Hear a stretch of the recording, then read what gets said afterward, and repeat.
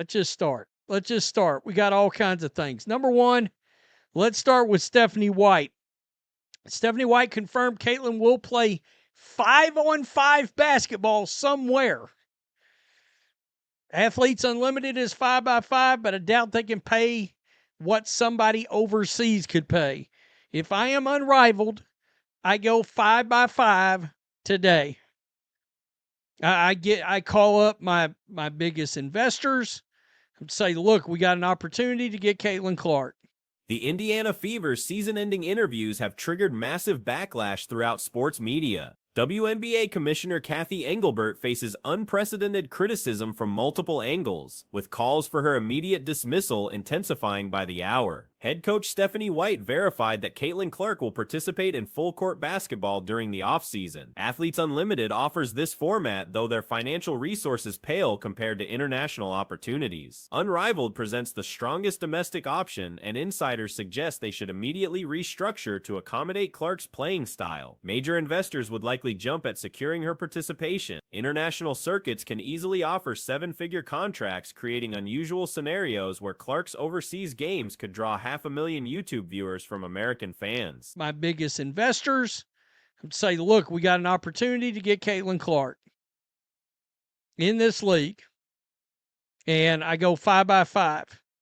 As far as anybody in the United States goes, they're the only ones that would have the money. Athletes Unlimited, yeah, it's an option, but they're not going to have the money. And of course, there's a shit ton of overseas leagues that can pay her some kind of reasonable money, over $1 million+.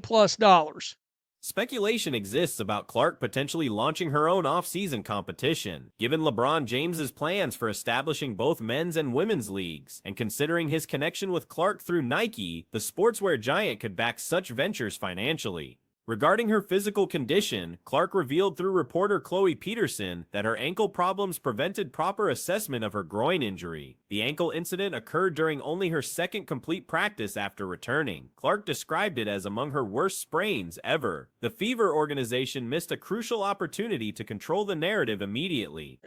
Some kind of reasonable money, over $1 million+. All right, to play in some league over there. I made a joke earlier. It's going to be a hell of a note when you got Caitlin Clark YouTube streams getting 500,000 viewers watching her in some miscellaneous foreign country play ball. Somebody did bring something up. There's rumblings that Caitlin might be starting an off-season league. I don't know how accurate that is. I said my response. Instead of promptly announcing the severity, they allowed speculation to fester for 14 days, creating unnecessary controversy. Clark addressed league governance directly, stating the organization requires exceptional leadership across every department during this unprecedented growth period. Both she and Nafisa Collier emphasized this message. Remarkably, Clark revealed she hadn't heard Collier's account of Engelbert's alleged comments. More surprisingly, the commissioner never contacted the league's biggest attraction regarding the controversy. The commissioner's failure to communicate with women's basketball's most prominent figure has shocked observers. My response to that was, we already know LeBron is starting a men's and women's league. LeBron and Caitlin are tight, and they're both Nike associated. In other words, Nike can get behind another league and help fund it. Just throwing that out there. So, right here, let's start with Chloe Peterson. Caitlin on her ankle status. Quote, I've been working really hard. Many question how Engelbert retains her position given these circumstances. Doubts exist whether collective bargaining negotiations can proceed successfully while she remains in charge. Stephen A. Smith delivered harsh criticism, calling for Engelbert's resignation. He characterized her response to Collier's concerns as inadequate, describing it as pathetically weak and insufficient for someone in her position. Journalist Christine Brennan analyzed the situation on CNN, highlighting the league's unrealized potential. I've been working really hard to get back to full health. My ankle didn't really allow me to see where my groin was at. It was her second full workout back. when she suffered the ankle injury, says it was one of the worst sprains she's dealt with. My biggest issue with hearing that now is the Fever themselves could have stomped out a lot of drama the day that happened. Previous season playoff games featuring Clark drew 2.5 million viewers, peaking at 3.4 million during her final postseason appearance. Current playoff numbers hover around 1.5 million, failing to reach last year's benchmarks. Brennan estimated that had Clark competed in the decisive fifth game between Las Vegas and Indiana, viewership could have reached 4-5 million, despite competing against baseball playoffs. Clark represents the league's primary economic driver, yet leadership and certain players resist acknowledging this reality. Brennan suggested various underlying tensions, including racial dynamics, prevent the league from fully capitalizing on this opportunity. ESPN's Scott Van Pelt dedicated his signature segment to dismantling Engelbert's reported comments. A lot of drama. The day that happened, Caitlin Clark severely sprained her ankle. She may be out the rest of the season. Right there. Or even she's going to be out an extended period of time with a bad ankle that was sprained. But no, we found out 2 weeks after the fact, and that caused a shitstorm. Anybody remember that? Major shitstorm. So, oh boy. Cathy Engelbert, the WNBA, Caitlin Clark. If the commissioner actually suggested Clark should appreciate her off-court earnings, Van Pelt called this absurd given Clark's college career demonstrated her drawing power. Clark functions like Tiger Woods in golf, elevating everyone's prospects. Van Pelt's program achieved its highest ratings following Iowa games featuring Clark. The WNBA benefited more from her arrival than she gained from joining the league. Despite Clark's injury-compromised season, the league reached a critical juncture. Franchise valuations have skyrocketed according to Sportico, with players demanding increased compensation as the collective bargaining agreement expires this month. Cathy Engelbert, the WNBA, Caitlin Clark commented, quote, "We need great leadership at this time across all levels. This is the most important time in league's history." Fee said it all. Nafisi Collier said it all. She also did say she hadn't heard the story Nafisi shared on Cathy Engelbert said about her. Hasn't heard from Engelbert since. Your commissioner did not reach out to the most popular.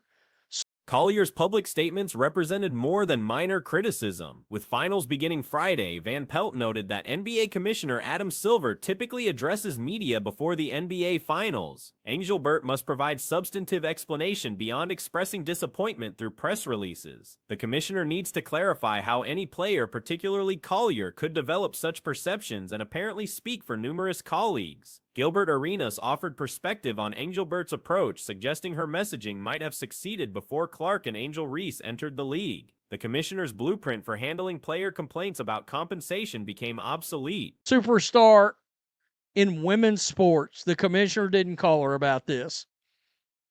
I'm shocked that Cathy Engelbert's got a job right now as we speak.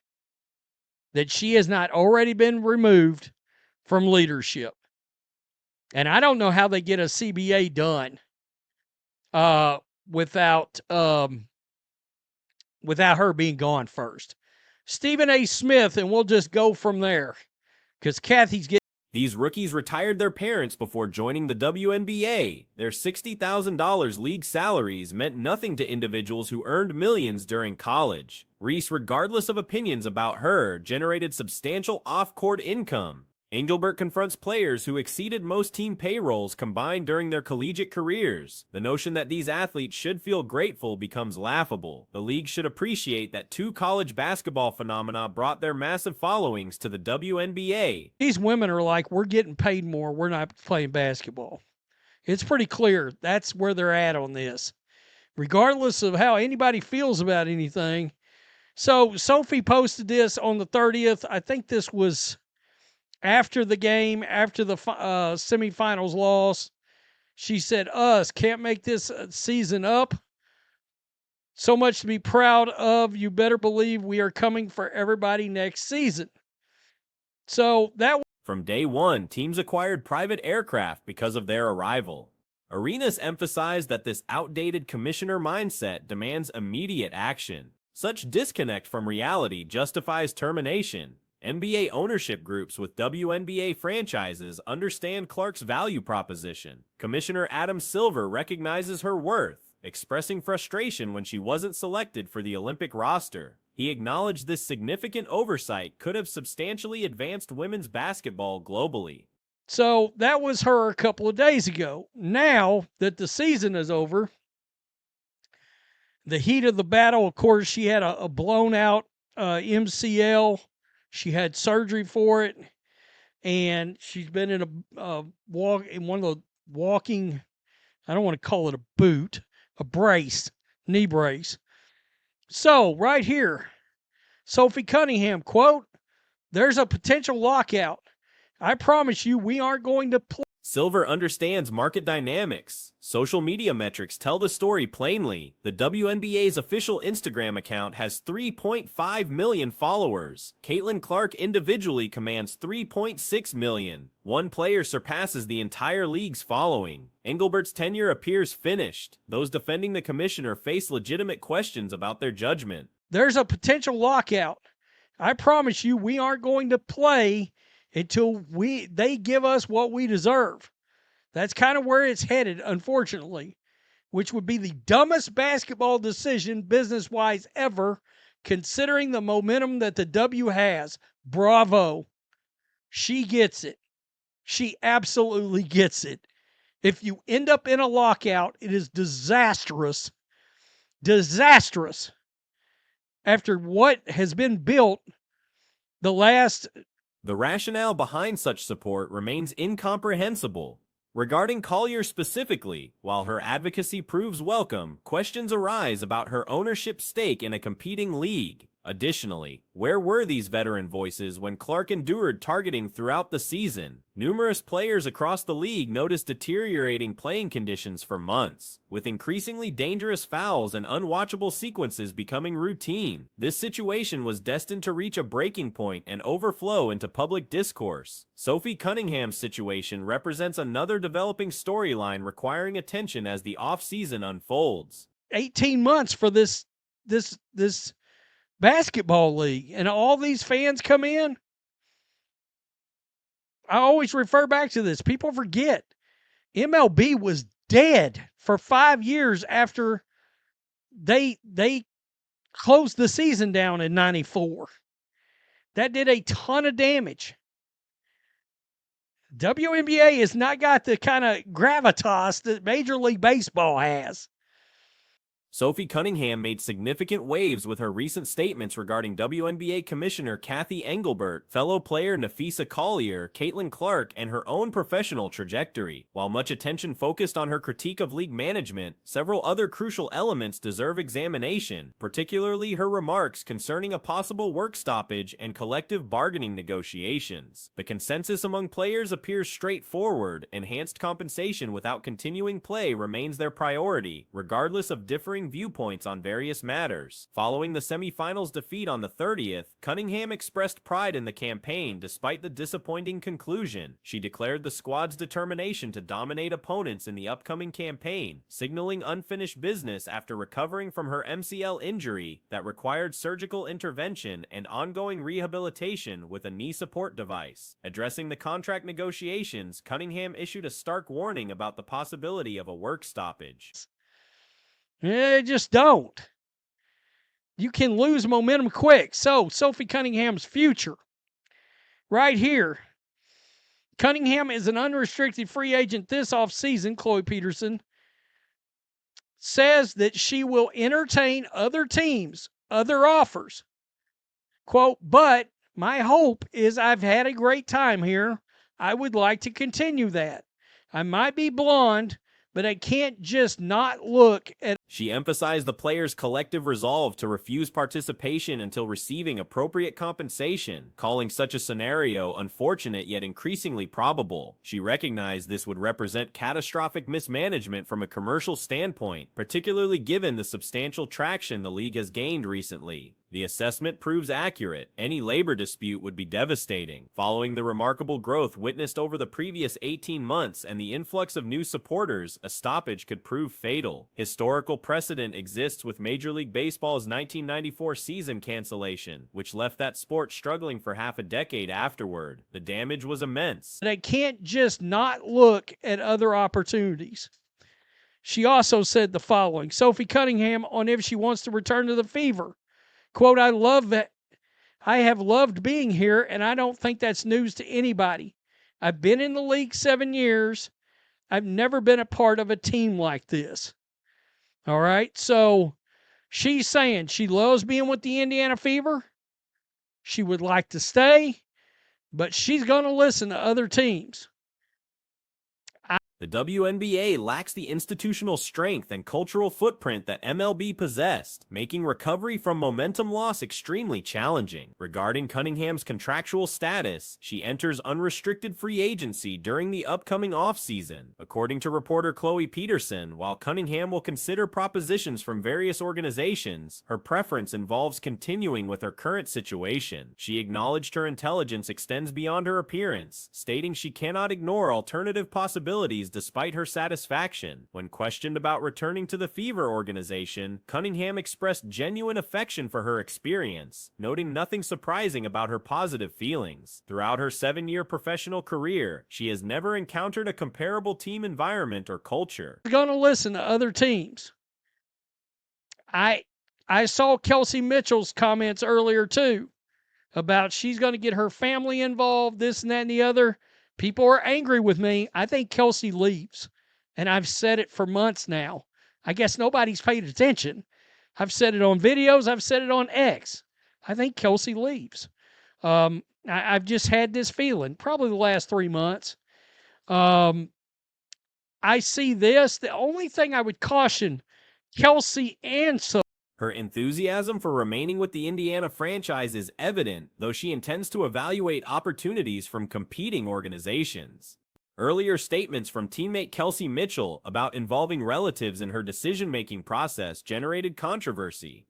Despite criticism, speculation suggests Mitchell's departure appears increasingly likely, a prediction maintained consistently for several months across multiple platforms. The intuition developed approximately 90 days prior continues strengthening. For both Cunningham and Mitchell, one consideration merits careful evaluation. Representing what has become America's franchise carries significant parallels to playing for the Dallas Cowboys. Regardless of personal team allegiances, the reality remains undeniable. Caution, Kelsey and Sophie would be, if you're playing for America's team, it's kind of like playing for the Dallas Cowboys. Right? And I'm not a Dallas Cowboys fan, but I'm not dumb either. You play for the Dallas Cowboys, it opens a hell of a lot of doors into other things, especially endorsements. All right? And if you stay with the Fever, it's like, okay, you can go to Cowboys membership creates extraordinary opportunities beyond athletics, particularly regarding sponsorship arrangements and commercial partnerships. Remaining with the Fever offers distinct advantages. The alternative involves joining organizations like the Chicago Sky, attracting approximately 400,000 viewers, versus maintaining association with the Fever, which consistently draws substantially larger audiences. Current viewership hovers around 1 million, but Caitlin Clark's return will elevate numbers back toward 1.8 to 2.5 million during nationally televised matchups. This viewership translates directly into financial opportunities for roster members. The Fever organization faces its own strategic decisions regarding Cunningham.